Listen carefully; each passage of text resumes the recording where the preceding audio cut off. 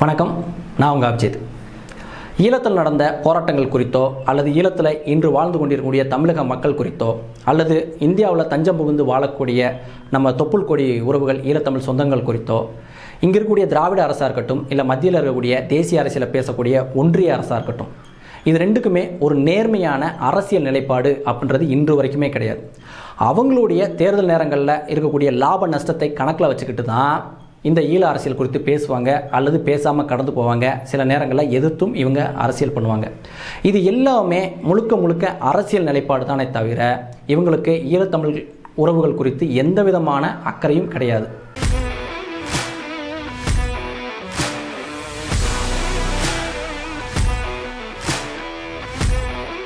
இங்கே இருக்கக்கூடிய திராவிட அரசாக இருக்கட்டும் அல்லது மத்தியில் இருக்கக்கூடிய ஒன்றிய அரசாக இருக்கட்டும், இது ரெண்டுக்குமே ஈழ மக்கள் மீது எந்த விதமான அக்கறையும் கிடையாது.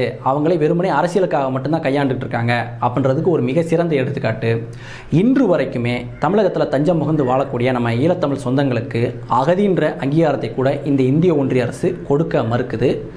இங்கே இருக்கக்கூடிய திராவிட அரசு ஏன் அவங்களுக்கு அகதின்ற அங்கீகாரத்தை கொடுக்காம சட்டவிரோதமாக குடியேறியவர்களாகவே இன்று வரைக்கும் வச்சுருக்கீங்க அப்படின்னு சொல்லி அந்த நியாயமான கேள்வியை கூட கேட்க மறுக்குது. ஏன்னா இந்திய ஒன்றியத்திற்கு என்று பொதுவாக பல நாடுகளிலிருந்து வரக்கூடிய அகதிகளை எப்படி கையாள்வது அப்படின்றதுக்கான எந்த விதமான சிறப்பு சட்டமும் கிடையாது. அதே போல் அகதிகளை கையாள்வதற்கான சர்வதேச சட்டத்தையும் இந்திய ஒன்றிய அரசு இது வரைக்கும் ஏற்றுக்கலை. மத்தியில் அது பிஜேபியாக இருக்கட்டும் காங்கிரஸாக இருக்கட்டும், யாராக இருந்தாலும் அவங்களுடைய அரசியல் லாப நஷ்டத்தை கணக்கில் வச்சுக்கிட்டு தான் இங்கு பல நாடுகளிலிருந்து வரக்கூடிய அகதிகளை அவங்க இஷ்டம் போல் கையாண்டுக்கிட்டு இருக்காங்க. திபெத்திலிருந்து இங்கே வந்து தஞ்சம் புகுந்த மக்களுக்கு அகதின்ற அங்கீகாரத்தை கொடுத்து அவங்களுக்கு பலவிதமான அடிப்படை கட்டமைப்பு வசதிகள், அவங்க விவசாயம் செய்வதற்கு நிலங்கூட ஒதுக்கி கொடுத்தது இந்த விதத்தில் தான். இதைத்தான் ஐயா பசுமன் முத்துராமலிங்க தேவர் கூட கேட்டார். ஏன்ப்பா திபெத்திலிருந்து வந்த மக்களுக்கு தேனும் தினிமாவும் பொன்னூஞ்சல் வரைக்கும் கொடுத்துட்டீங்க, ஆனால் என் மக்களுக்கு இன்று கூழும் கூட வயிற்றுக்கு கிடைக்க மாட்டுது அப்படின்றத அன்றே கேள்வி எழுப்பியிருக்காரு. ஆனால் அன்றிலிருந்து இன்று வரைக்கும் இந்த ஈழத்தமிழ் சொந்தங்களுக்கு ஒரு விடிவு காலம் தான் பிறக்கலை. இப்படி ஈழத்தமிழ் உறவுகள் குறித்து தொடர்ந்து இவங்களுடைய அரசியலுக்காக மட்டுமே அவங்களுடைய விஷயத்தில் தலையிட்டுக்கிட்டு இருக்காங்க. அதே விதத்தில் தான் மீண்டும் புலிகளின் மீதான தடையை அடுத்த 5 ஆண்டுக்கு நீட்டிச்சிருக்காங்க. இதற்கு முன்னாடி 2019 வந்து புலிகளின் மீதான தடையை வந்து நீட்டிச்சாங்க. இப்போ மீண்டும் 2024 அடுத்த 5 ஆண்டுக்கு நீட்டிச்சிருக்காங்க. இவங்க ஏன் புலிகளின் மீதான தடையை இந்த அளவுக்கு நீட்டிச்சிருக்கீங்க, அதுக்கு என்ன காரணம் சொல்கிறாங்க அப்படின்னா, இந்தியாவினுடைய பாதுகாப்புக்கும் இந்தியாவினுடைய ஒற்றுமைக்கும் புலிகள் வந்து அச்சுறுத்தலாக இருப்பாங்கன்னு சொல்லி கருதுவதால் அவங்க மீதான தடையை நீட்டிக்கிறோம் அப்படின்னு ஒரு காரணத்தை சொல்கிறாங்க. எதனால் இந்தியாவினுடைய பாதுகாப்புக்கும் இந்தியாவினுடைய ஒற்றுமைக்கும் புலிகள் வந்து பாதகமாக இருந்துருவாங்க, எதனால் அப்படி கருதப்படுது அப்படின்னு கேட்டிங்கன்னா, 1991 நடந்த அந்த ராஜீவ்காந்தியினுடைய படுகொலை தான். அதன் அடிப்படையாக வச்சு தான் இன்று வரைக்கும் புலிகள் மீதான தடையை மீண்டும் மீண்டும் நீட்டிச்சுக்கிட்டே போகிறாங்க. ராஜீவ்காந்தி கொலை வழக்கு என்பது இன்று வரைக்கும் முழுமையாக விசாரிக்கப்படாத ஒரு வழக்கு தான். அந்த வழக்கில் சம்பந்தப்பட்டதாக சொல்லக்கூடிய பல அரசியல் பெரும்புள்ளிகள் இன்று வரைக்கும் முழுமையாக நேர்மையாக விசாரிக்கப்படாமல் சுதந்திரமாக வெளியே சுற்றிக்கிட்டு இருக்காங்க. விடுதலை புலிகளினுடைய தலைவர் மேதகவே பிரபாகரன் அவர்களிடம் கூட ராஜீவ்காந்தி கொலை குறித்து கேட்கும்போது அது ஒரு துன்பியல் சம்பவம் அப்படின்னு சொல்லிட்டு கடந்து போயிட்டார். நாங்கள் தான் ராஜீவ்காந்தியை கொன்னோம் அப்படின்னு அவர் சொல்லலை, அதே போல் நாங்கள் அவரை கொல்லலை அப்படின்னு சொல்லி நிராகரிக்கவும் இல்லை. அது ஒரு துன்பியல் சம்பவம் அப்படின்றதான் அவர் அது குறித்து பேசின அதிகபட்சமான ஒரு ஸ்டேட்மெண்ட். ஆனால் இதில் பாதிக்கப்பட்டது என்னமோ 7 அப்பாவி தமிழர்கள் தான். 7 தமிழர்களுடைய அந்த வழக்கில் விசாரிக்கப்படும் போது கூட என்ன தீர்ப்பு வந்துச்சு அப்படின்னா, ராஜீவ்காந்தி கொலை என்பது இந்திய இறையாண்மைக்கு எதிராகவோ அல்லது இந்தியாவை முற்றுகையிடுவது போலான செயல் கிடையாது. இது வெறும் பழிக்கு பழி வாங்கும் நடவடிக்கை தான். இது வந்து பார்த்திங்கன்னா தனி மனித வன்முறையில் அவங்க பழி தீர்த்துக்கிட்டாங்க, அப்படி தான் இதை பார்க்கணும். இது இந்திய இறையாண்மைக்கு எதிரானது கிடையாது, எனவே இதுக்கு பொடா சட்டம் பொருந்தாது அப்படின்னு சொல்லி அவர்கள் மீது போடப்பட்டிருந்த அந்த பொடா சட்டத்தை ரத்து செஞ்சாங்க. அப்படி இந்த வழக்கினுடைய அந்த தீர்ப்பினுடைய அடிப்படையில் பார்க்கும்போது அன்றிலிருந்து இன்று வரைக்கும் ராஜீவ்காந்தி கொலை உட்பட புலிகள் ஒருபோதும் இந்திய ஒன்றியத்தினுடைய இறையாண்மைக்கு எதிராகவோ அல்லது இந்தியாவினுடைய பாதுகாப்பை சிதைக்கும் விதத்திலையோ அல்லது இந்திய ஒற்றுமையை சிதைக்கும் விதத்திலையோ எந்த விதமான நடவடிக்கையிலும் ஈடுபட்டதில்லை அப்படின்றது தெரியுது. ஆனால் இந்த ராஜீவ்காந்தி கொலையை அவங்க காட்டி தான் மீண்டும் மீண்டும் புலிகள் மீதான தடையை நீட்டிச்சுக்கிட்டே போகிறாங்க. ஆனால் அந்த கொலை வழக்கிலே சொல்லிருச்சு இது இந்திய இறையாண்மைக்கு எதிரானது அல்ல அப்படின்னு. அப்படி இருக்கும்போது இவங்க இந்த இதை காரணமாக சொல்லி அந்த தடையை நீட்டிப்பது அப்படின்றது எந்த விதத்திலும் நேர்மையான செயல் கிடையாது. இது வெறுமனே அவங்களுடைய அரசியல் நோக்கத்துக்காக பண்ணக்கூடிய தடை நீட்டிப்பு மட்டும்தான். இது கூடவே இன்னொரு அர்த்தமற்ற வாதத்தையும் முன்வைத்து இந்த புலிகளினுடைய தடையை நீட்டிப்பதை இந்திய ஒன்றிய அரசு நியாயப்படுத்திக்கிட்டு இருக்கு. என்னென்னா இறுதிக்கட்ட போரில் விடுதலை புலிகளினுடைய பல போராளிகள் வந்து தப்பி சென்று உலகின் பல நாடுகளில் தஞ்சம் புகுந்துட்டாங்க. அவங்க அந்த பகுதியில் மீண்டும் புலிகளினுடைய அமைப்பை வந்து மீள் உருவாக்கம் செய்வதற்கான வேலைகளை செய்கிறாங்க, நிதிகளை வந்து திரட்டுறாங்க. அவங்க இன்னும் வந்து தனித்தமிழினம் அப்படின்ற கோரிக்கையை வைத்து தான் செயல்பட்டுக்கிட்டு இருக்காங்க. எனவே இந்த தடையை நீட்டிக்கிறோம் அப்படின்னு வந்து சொல்கிறாங்க.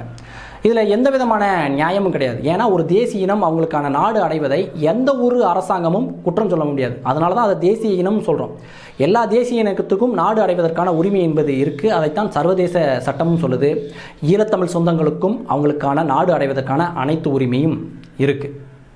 ஆயுத வழியான போராட்டத்தை வேணுமாலும் தவறு அப்படின்னு வந்து சொல்லலாம். ஏன்னா ஏற்கனவே நிறைய ரத்தம் சிந்தியாச்சு, மீண்டும் ஒரு ஆயுத போராட்டம் அப்படின்றது ஏற்புடையது இல்லை அப்படின்றத வேணுமாலும் குறையாக வந்து சொல்லலாம். ஆனால் அரசியல் ரீதியாக செயல்பட்டு ஒரு ஜனநாயக வழியில் அவங்களுக்கான நாடு அடைவதை, தனித்தமிழினம் அடைவதை இந்திய ஒன்றிய அரசு இல்லை யாருமே குற்றம் சொல்ல முடியாது. இன்று கூட பிரிட்டன் உட்பட பல நாடுகளில் விடுதலை புலிகள் மீதான தடை என்பது நீக்கப்பட்டிருக்கு. அங்கெல்லாம் பார்த்தீங்கன்னா விடுதலை புலிகள் அந்த மாவீரர்களுக்கான நினைவேந்தலை பண்ணுறாங்க. மே 18 தினத்தை வந்து அனுசரிக்கிறாங்க. தலைவருடைய பிறந்த நாளை வந்து கொண்டாடுறாங்க. இந்த மாதிரி தான் அவங்க செயல்பட்டுக்கிட்டு இருக்காங்களே தவிர ஏதோ பணங்கள் எல்லாம் வசூல் பண்ணி ஆயுதங்கள் வாங்கி மீண்டும் போய் வந்து இலங்கை அரசாங்கத்தை வந்து தாக்க போகிறாங்க அப்படின்ற மாதிரியான எந்த செயலையும் அவங்க ஈடுபடல. எல்லா இடங்களையும் முன்னாள் போராளிகள் வந்து ஒரு ஜனநாயக வழியில், அரசியல் வழியில் தான் அவங்களுக்கான கோரிக்கையில் முன் வச்சுக்கிட்டு இருக்காங்க. தமிழ்நாட்டில் கூட இங்கே இருக்கக்கூடிய நாம் தமிழர் கட்சி உட்பட அனைத்து தமிழ் தேசிய அமைப்புகளும் கூட கேட்கக்கூடிய விஷயம் என்னென்னா, உலகம் முழுக்க இருக்கக்கூடிய தமிழர்களுடைய கோரிக்கையாக சொல்லக்கூடிய விஷயம் என்னென்னா, அங்கே வந்து ஒரு சர்வதேச விசாரணை வரணும். அதை வந்து ஒரு இனப்படுகொலை என்று இந்த சர்வதேச நாடுகள் அங்கீகரிக்கணும். ஒரு சர்வதேச நீதி விசாரணை வரணும். அதில் சம்பந்தப்பட்டவர்கள் அனைவருமே தண்டிக்கப்பட வேண்டும். அது மட்டும் இல்லாமல் அங்கே ஒரு பொது வாக்கெடுப்பு நடத்தணும். அங்கு வாழக்கூடிய ஈழத்தமிழ் சொந்தங்கள் வாக்கு செலுத்தட்டும், அவங்க முடிவு பண்ணட்டும்.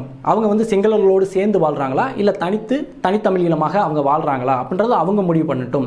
இதுக்கான முன்னேற்பாடுகளை மட்டும் செய்யணும் அப்படின்னு சொல்லி ஒரு அரசியல் வழியாக, ஜனநாயக வழியாக கோரிக்கையை தான் முன் வச்சுட்டு இருக்காங்க. இந்த கோரிக்கையை எப்படி வந்து தவறுன்னு சொல்ல முடியும்? அவங்க ஒன்று இந்தியாவில் ஒரு பகுதியை பிரித்து கொடுன்னு சொல்ல, அவங்க இன்னொரு நாடு. இவங்க சொல்கிற மாதிரி பார்த்தா இலங்கை என்பது இன்னொரு நாடு. இன்னொரு நாட்டில் ஒரு தேசிய இனம் அவங்களுக்கான உரிமையை வந்து போராடிக்கிட்டு இருக்கும்போது அதை இங்கே உட்காந்துக்கிட்டு தவறு, அந்த கோரிக்கையே தவறு அப்படின்னு சொல்வதற்கு எந்த உரிமையும் இங்கே இருக்கக்கூடிய அந்த இந்திய ஒன்றிய அரசுக்கு கிடையாது. எனவே இதையும் ஏற்கக்கூடிய விஷயம் இல்லை. இது கூட இன்னொரு சப்பையான காரணம் என்னென்னா, தமிழ்நாட்டில் வந்து பார்த்திங்கன்னா புலிகளுக்கான செல்வாக்கு என்பது கொஞ்சம் கொஞ்சமாக அதிகரிச்சுக்கிட்டே வருது. எனவே இதெல்லாம் வந்து இந்திய ஒற்றுமைக்கு எதிரானது, அவங்க பிரிவினை கருத்துக்கள்லாம் பேசுகிறாங்க அப்படின்ற மாதிரியான ஒரு அற்ப ஆதாரமற்ற காரணங்களையும் சொல்கிறாங்க. தமிழ்நாட்டில் யார் பிரிவினை கருத்துக்களை பேசுகிறாங்க? நாம் தமிழர் கட்சி உட்பட இங்கே பல தமிழ் தேசிய அமைப்புகள் இருக்குது. அவங்க யாருமே எங்களுக்கு வந்து தனித்தமிழ்நாடு கொடுங்க, எங்களுக்கு தமிழ்நாட்டை பிரித்து கொடுங்க, இல்லை இந்தியாவை வந்து பிரித்து விடுங்க அப்படிலாம் யாரும் சொல்லலை. எல்லோருமே புலிகளின் மீதான ஆதரவை வெளிப்படையாக வந்து சொல்கிறாங்க. எங்களுக்கு வந்து அவர் தான் தேசிய தலைவர், பிரபாகரன் தான் எங்களுக்கு வந்து தேசிய தலைவர். புலிகள் என்பது நாங்கள் வந்து நேசிக்கக்கூடிய ஒரு அமைப்பு. அவங்க எங்களுக்காக போராடினாங்க, பல மாவீரர்கள் எங்களுக்காக உயிர் நீத்தாங்க. எனவே அவங்களுக்கு நாங்கள் நினைவேந்தல் செலுத்துகிறோம், எங்கள் தலைவருடைய பிறந்த நாளை கொண்டாடுறோம், மே 18 நாங்கள் அனுசரிக்கிறோம் அப்படின்ற அடிப்படையில் தான் அவங்க சொல்கிறாங்க. மக்களிடம் அதில் நடந்த அந்த ஈழத்தில் நடந்த அந்த வலிகளையும் கொடுமைகளையும் வேதனைகளையும் ஒரு அரசியல் ரீதியாக கடத்துறாங்க. இதை எந்த விதத்தில் வந்து தவறுன்னு சொல்ல முடியும்?